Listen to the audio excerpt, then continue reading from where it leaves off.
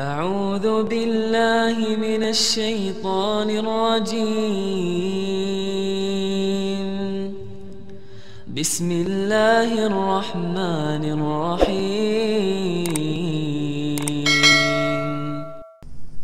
Assalamualaikum warahmatullahi wabarakatuh. Alhamdulillahi rabbil alamin.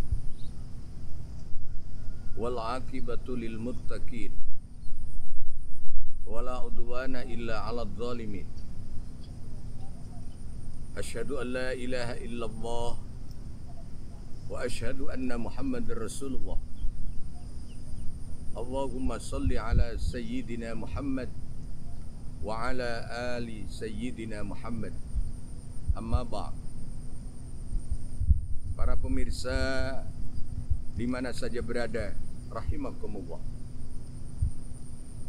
Alhamdulillah, kita wajib bersyukur kepada Allah Subhanahu wa taala bahwa kita semua selalu ada di dalam lindungan Allah Subhanahu wa taala,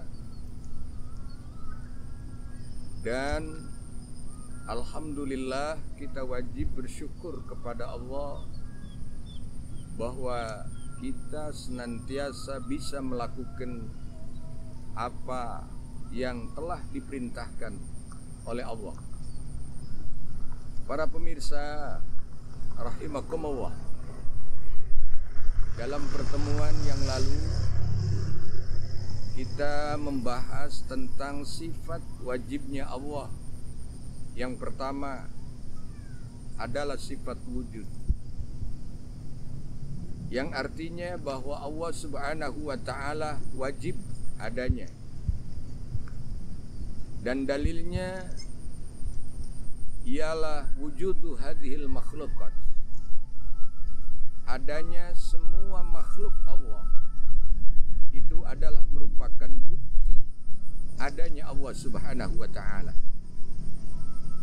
Para pemirsa rahimakumullah,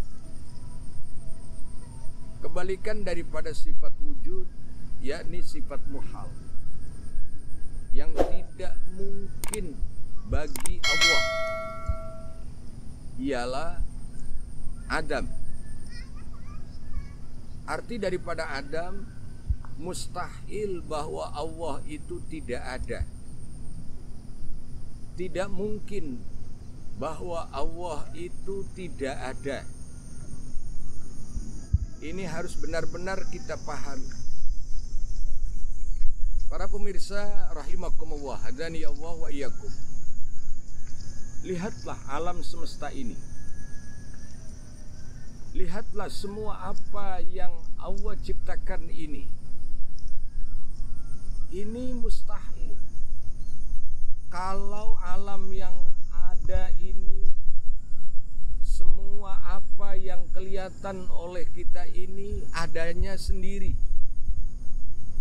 wujud dengan sendirinya, ini sangat tidak mungkin. Adanya semua alam ini adalah menandakan ada yang menciptakan, yaitu Allah Subhanahu wa ta'ala. Yang ada di depan saya, alhamdulillahirabbil alamin, banyak sekali tanaman-tanaman. Ada tanaman pohon kelapa, ada kangkung, ada padi, pohon-pohonan, dan gunung-gunung. Ini semua adalah membuktikan adanya Allah Subhanahu wa ta'ala, karena yang menciptakan adalah Allah Subhanahu wa ta'ala. Para pemirsa rahimakumullah, hadani Allah wa iyyakum. Terkadang manusia saat ini yang sangat dangkal ilmu tauhidnya, mereka berbuat macam-macam, berbuat neko-neko, menganggap bahwa adanya alam ini adanya sendiri. adanya pohon-pohonan ada sendiri. Adanya matahari, dia beranggapan matahari ada sendiri tanpa ada yang menciptakan.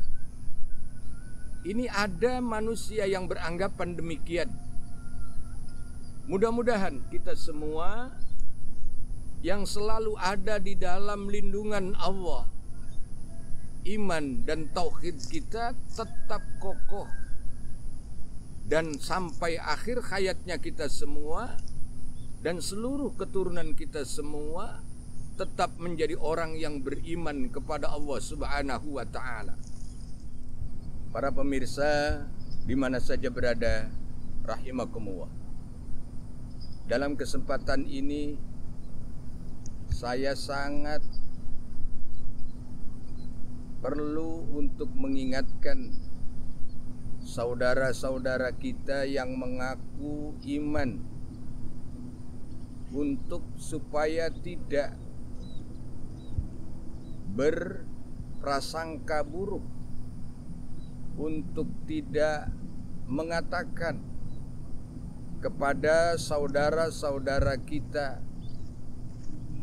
yang melakukan taqarrub kepada Allah, baik itu dengan tahlil, dengan membaca Al-Quranul Karim, ataupun mengamalkan zikir-zikir yang lain, yang mana taqarrub saudara kita ada di kuburan, baik itu kuburan para nabi ataupun para rasul, atau kuburan para kekasih-kekasih Allah, yakni para wali-wali Allah, ataupun kuburan mukminin mukminat. Jangan sekali-kali mereka yang sedang takarrub kepada Allah di kuburan dikatakan musyrik, dikatakan murtad, dikatakan tidak beriman kepada Allah, bahkan dikatakan apa yang dia lakukan dalam zikir itu sia-sia. Ini jangan sampai terjadi oleh saudara-saudara kita yang mengaku beriman kepada Allah. Ketahuilah, orang-orang mukmin yang sudah benar-benar beriman kepada Allah, yang sudah betul-betul yakin bahwa Allah itu ada, bahwa Allah itu wujud, beliau-beliau dalam keadaan taqarrub kepada Allah, walau di atas kuburan siapapun. Demi Allah, beliau-beliau yang melakukan tahlil, yang melakukan membaca Al-Quranul Karim dan zikir-zikir yang lainnya, itu sama sekali tidak musyrik, itu sama sekali tidak dilarang, itu sama sekali tidak akan merubah keyakinannya. Beliau-beliau tetap iman kepada Allah Subhanahu wa ta'ala. Dan perlu kita ketahui, apakah yang dibaca, baik itu dalam kalimat tahlil ataupun pembacaan Al-Quranul Karim yang telah dilakukan oleh mukminin mukminat, bagaimana sampaikah pahalanya, sampaikah doanya kepada kaum mukminin mukminat yang telah meninggal dunia? Itu adalah pasti sampai kalau yang didoakan itu adalah sama mukmin, sama iman kepada Allah Subhanahu wa ta'ala. Kita bisa mengambil dalil yang sangat simpel, jelas, gamblang di dalam rukun khutbah yang kelima, bahwa khatib harus membaca doa Allahumma gfir lil muslimin wal muslimat wal mu'minin wal mu'minat al-ahya'i minhum wal amwat. Itu sangat jelas. Semoga dosa-dosa yang dilakukan oleh mukminin mukminat, baik yang masih hidup ataupun yang sudah mati, diampuni oleh Allah Subhanahu wa taala.